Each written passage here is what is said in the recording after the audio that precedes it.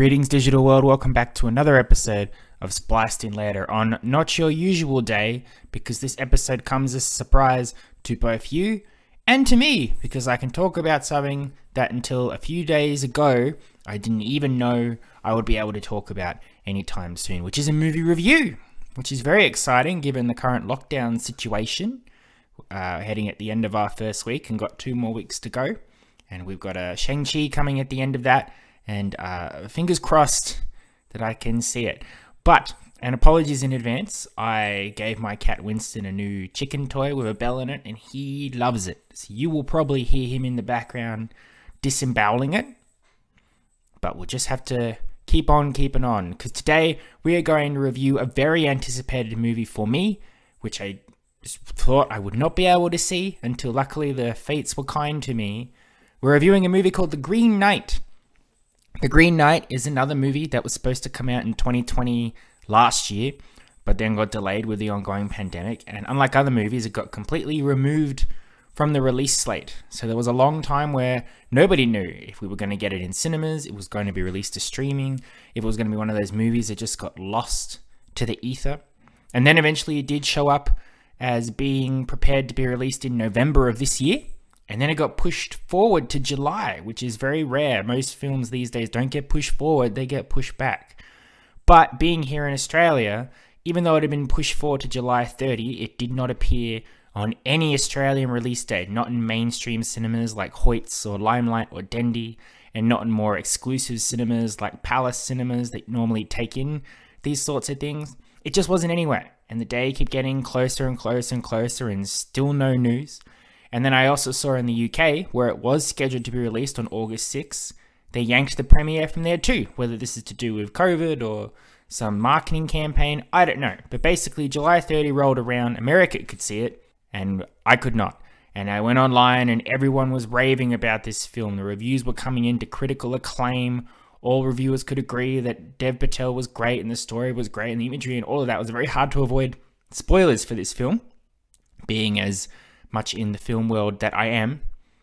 But I kept my eye out, I kept looking, and then my friend linked me to say that A24, who are the company behind this film, were doing some weird exclusive marketing campaign where the film would be available for 4 hours only on their website.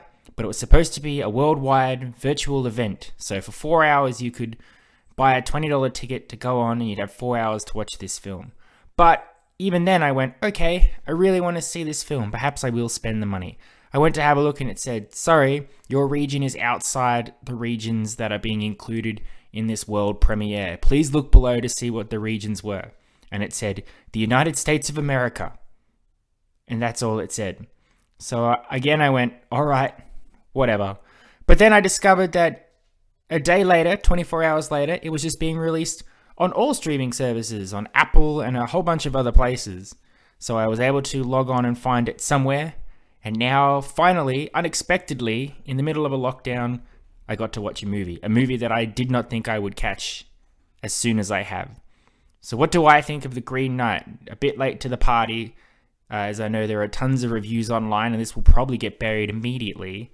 But suffice it to say, I absolutely loved this film. If you have not heard about The Green Knight, if you're unfamiliar with what I'm talking about, that's okay. It really hasn't been in the front of the media for the average goer. But The Green Knight is a movie based on Arthurian legend. Now, I love Arthurian legend. When it comes to the battle between King Arthur and Robin Hood, I've always been a King Arthur man more, because there's just more about that world that I can get behind, that I can enjoy. The fable of King Arthur and the magical kingdom of Camelot, Queen Guinevere, Sir Lancelot, and the Knights of the Round Table, Merlin, Morgan Le Fay, the Lady of the Lake, and Excalibur, and the Sword in the Stone, and all of that stuff has just been wonderful. And I've watched many different types of versions of it, whether it's been a very good show called Merlin, about the young days of Merlin and King Arthur, or the varying qualities of King Arthur movies, whether it's the pretty average Sword in the Stone, the Disney animated classic, the more realistic King Arthur starring Clive Owen, or the Guy Ritchie, as I often talked about Guy Ritchie. Guy Ritchie's attempt at a King Arthur film, King Arthur, Legend of the Sword. I think it's been hard for mainstream media to try and nail down exactly what it is about King Arthur to appeal to all audiences, because I think there are little bits here and there that appeal to different people. And there have been so many films over the years, but for the majority of them, it's always been the same sort of story of King Arthur and the sword, Guinevere and Lancelot, fighting Mordred, all of that stuff. There's many different versions, but it's always really focused around the same stuff. And Arthurian legends have so much stuff going on. All the different knights go on tons of different adventures. I mean, the Holy Grail comes from a story that's not even remotely connected to Arthur. I think it takes place after Arthur died. So there's all this untapped potential. So the Green Knight here is an attempt to take one of the most well-known and popular fables of King Arthur, which is Sir Gawain and the Green Knight. Now, I've always said Gawain, and I probably will call him Gawain more in this review because it's easier for me. But this movie said Gawain, and I didn't like that. Gawain, with the way it's spelt, doesn't seem right. I prefer Gawain. And so if I switch between Gawain and Gawain, I apologize in advance for that, because that's just going to be slips. But I can't really give you the plot of this too much, because it's not really a plot-based story. This is more a character piece and a use of direction and imagery and ambiguity. And also, I suppose if you read the fable, I don't think it sticks 100% to that source material.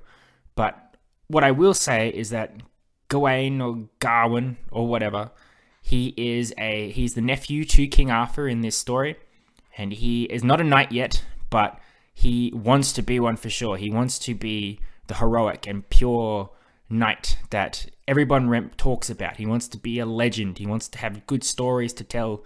Then one day, during a Christmas party around the round table, a mysterious green knight shows up, who's absolutely a green knight. He's made of earth and shit. Comes in and challenges any one of the knights to a competition.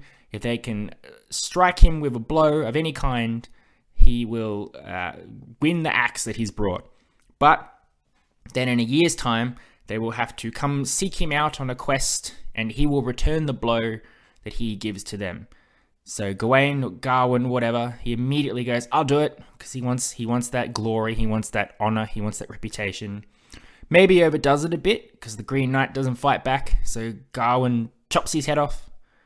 Then, oh my god, the Green Knight picks his head up and says, see you in a year, and off he goes. And then the rest of the movie skips ahead to that year point where Gawain has to go out into the world to find this Green Knight and fulfill the rest of the Christmas challenge. During his quest, he comes across many different obstacles and events involving scavengers and spirits and odd kooky people living in castles and strange animals and mystical creatures. And basically, the movie there just is a examination of the character and persona of Gawain and what makes someone honorable, what makes them good, what do we do when faced with circumstances where we can run and hide or confront them, and which decisions should we make, and what about ourselves do we like, or there's a lot going on here, and it's all really around this one simple journey. Now, I believe I said at the start, if you haven't already known, but I absolutely loved this film. Nearly the best film of the year for me. I will say in advance, before I go on though, that this film isn't for everybody. This is certainly not I've got a spare Sunday afternoon, I'll pop on The Green Knight for some lighthearted viewing. This is a very intense, thought-provoking, ambiguous, strange film that will require your attention and your commitment to the appreciation of film as a concept and not just as a means for passing the time. It's not something you can go, oh well, let's see what it is. It has to be something where you go, I like movies. I appreciate the artwork of films, the character pieces of seeing a protagonist evolve on screen, the camera work, the designs, the CGI, all of that stuff. I appreciate that, and that's what I want to watch, and I want to devote my 130 minutes to it. So that's why I can't recommend it to everybody. It doesn't appeal to everybody, I think. This is very much a Blade Runner 2049 situation. I absolutely love Blade Runner 2049, directed by Denis Villeneuve, and that adventure with Ryan Gosling. But not everybody can appreciate Blade Runner 2049 because it is a slow burn. It's a character study, and there are several long shots of just taking in the atmosphere and allowing tension to build.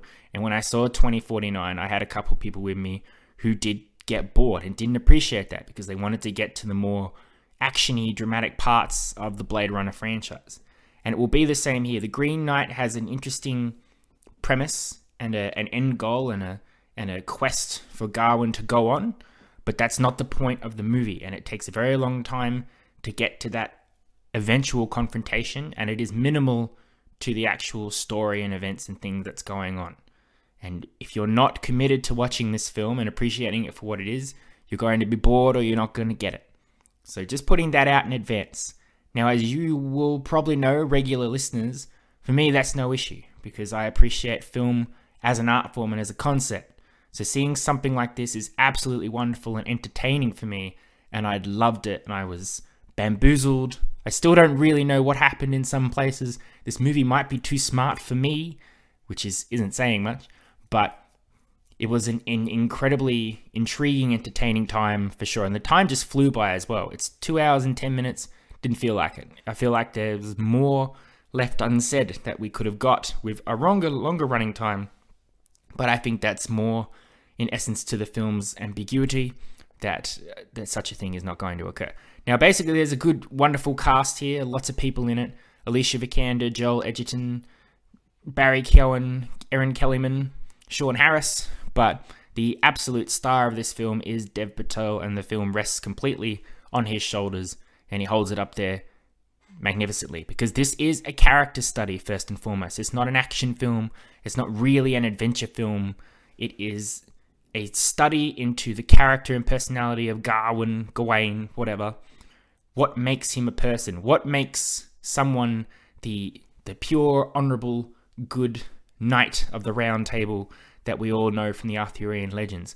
What about a person is just reputation and hearsay? Because during the time when Gawain beheads the Green Knight in the first task to the year later, where he has to go out and confront him later, the Kingdom of Camelot, the story passes back and forth, so he gains such a reputation for this one act, but from that reputation, he is talked about in such a revered, positive light that they go, this might be the greatest knight of all, the purest knight, the most honorable knight. And meanwhile, alongside that, you just see him during that year, basically just hanging out in pubs and taverns, just having a few drinks, hanging out with his friends in the whorehouse. Not at all what the stories are building him up to be. And he knows that. He is very aware of it. Dev Patel portrays him in such a struggling, tragic personality, because he knows, also being nephew to the king, and the king not having a heir, that if the king dies, he's next. He's going to be king. So that's more than just the responsibility of being a knight. And Arthur, he's got the legend of he pulled the sword from the stone. Before he was even king, he had that reputation, and he has nothing. So he wants that reputation before he gets to that point.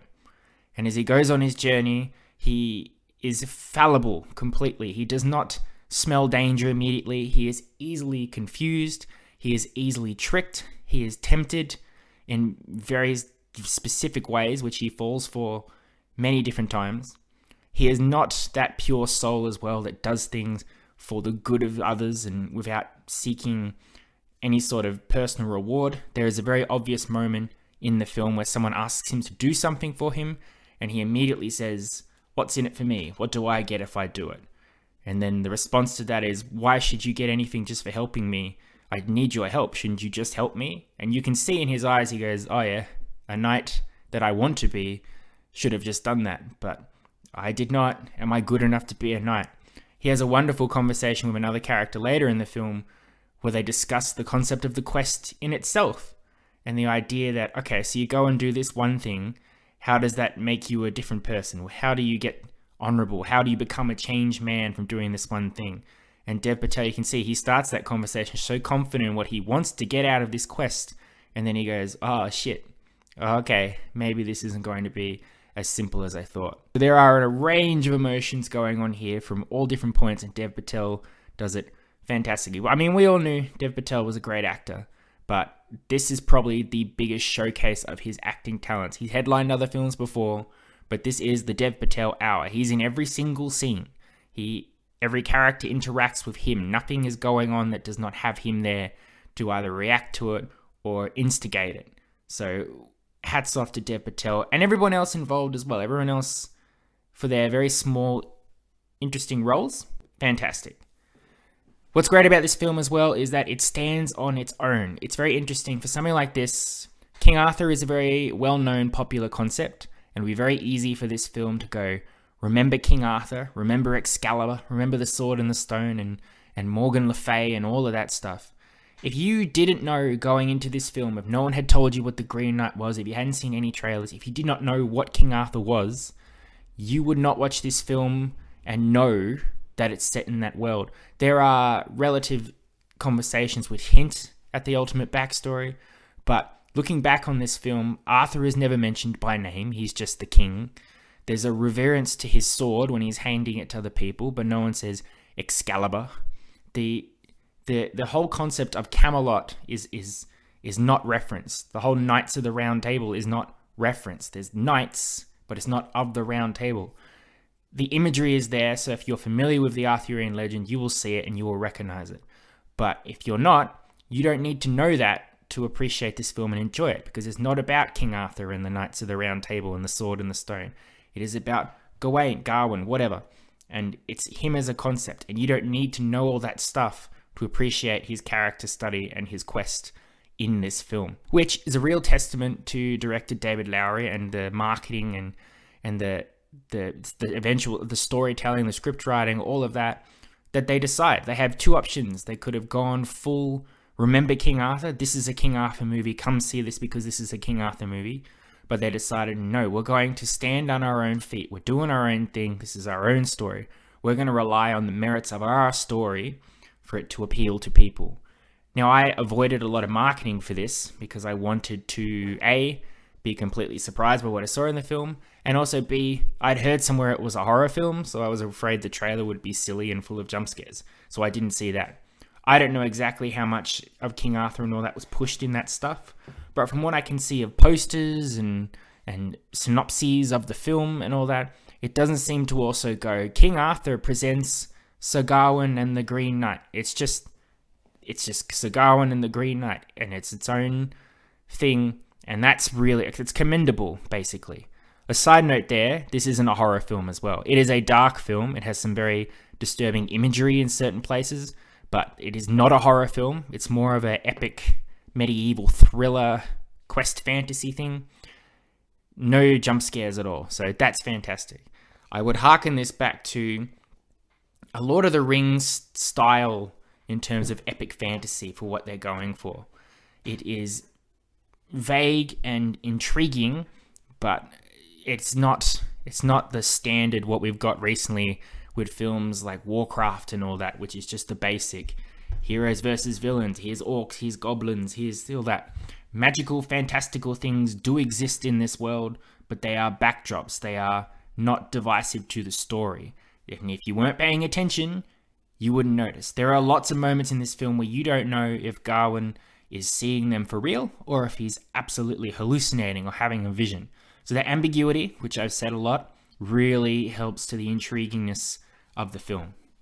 And finally, it's incredible direction here that really elevates this film. There is a CGI fox, which I have a bit of trouble with because it doesn't look real. But aside from that, everything really relies on location shots.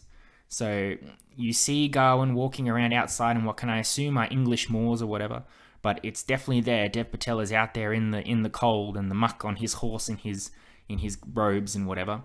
And the fact that it looks so real really elevates to the believability of the story. And then combined with the location shots and everything, it just looks incredible. And also the way the story is shot, as I said before, there are bits where you don't know if something is actually happening or if it's a vision.